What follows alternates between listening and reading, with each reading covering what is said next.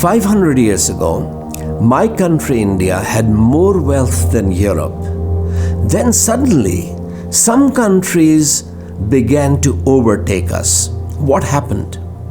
It is tempting to credit the West's success to greed and guns, germs and steel.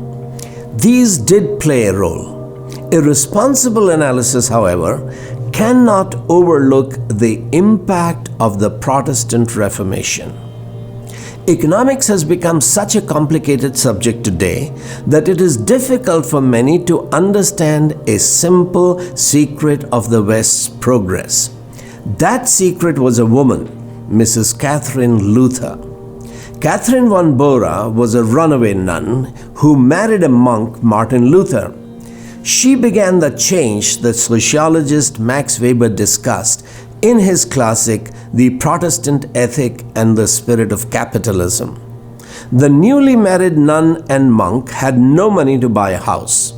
Therefore, the local prince, the patron of Luther's university, gave them the empty monastery. But how was Katie to maintain a large house on a professor's meager salary? She turned her home into a paying guest house for university students. That required her to feed 30 to 40 people every day. How do you feed so many people? Katie started growing her own fruit and vegetables. Then she turned her home into an animal farm. The money she saved was invested in a second, third, and fourth piece of land. One of them had a creek flowing through it. Katie turned that creek into a fish pond. By 1542, the Luthers owned more real estate in Wittenberg than any other citizen. As soon as she bought land, Katie began developing it. Farms needed buildings for agriculture as well as for housing her employees.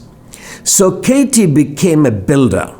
Back then, cities did not provide clean drinking water. Therefore, Katie ran a brewery. One can still buy Luther beer in Wittenberg. Martin taught Bible's work ethic. Katie practiced it. Had Martin Luther followed the Buddha as his guru, he would have remained a religious ascetic, begging for his food. But Luther followed the Bible. It condemned laziness as sin.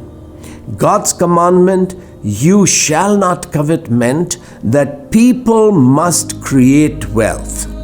The 8th commandment, "You shall not steal," meant that every person had a right to his property.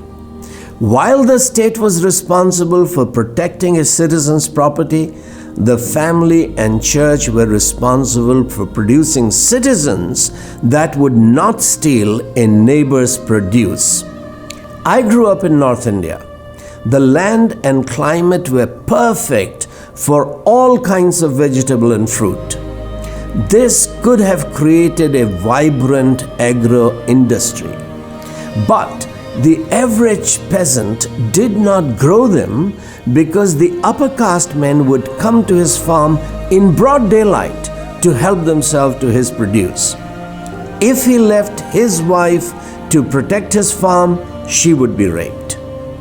Had Katie lived in the Soviet Union, she would have had no motivation to buy lands and develop them. Because atheism does not believe that "you shall not steal" is God's command.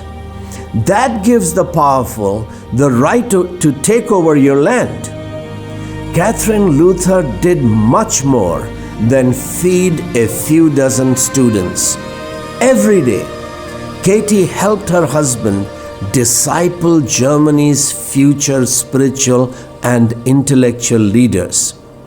She transmitted to German pastors the Bible's spirit of economic enterprise, the art of making money with whatever little you have. At dinner, the boys would often ask her husband questions and they would take notes. These discussions applied the Bible to everyday life, including to the economic life of ordinary families. These were published as Martin Luther's Table Talks. They enabled scholars such as Max Weber to understand how Luther's exposition of the Bible created Europe's spirit of capitalism and economic progress.